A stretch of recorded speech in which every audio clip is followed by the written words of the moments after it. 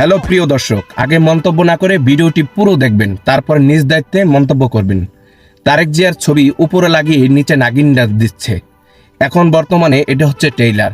ভবিষ্যতে তারা ক্ষমতা আসলে এর চেয়ে আরো ব্যাপকভাবে নাগিন ডান্স দিয়ে আপনাদেরকে দেখাবে। আরে ছাড় না, আমাকে সে টাকা দেয়।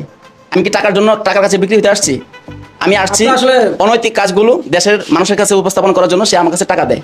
এটা আপনারা অবশ্যই নোট করে রাখবেন। আর এই হচ্ছে জামায়াত কর্মীর কাজ। যারা ইসলামকে ফলো করে তাদের এই ধরনের নাগিন ডান্সের নাগিনদের ধরে শুধরিয়ে দেয়। এটা হচ্ছে জামাত ইসলামের কাজ। একটি আবাসিক হোটেলের মধ্যে রাজস্ব ব্যবসা করছে। এখন আপনার মতামত, আপনি এই নির্বাচনে নাগিন ডান্স দেখবেন না ইসলামিক প্রতি কাজ দেখবেন, সেটা আপনাদের দায়িত্ব। আমি শুধু সামাজিক জিনিসটা তুলে ধরছি।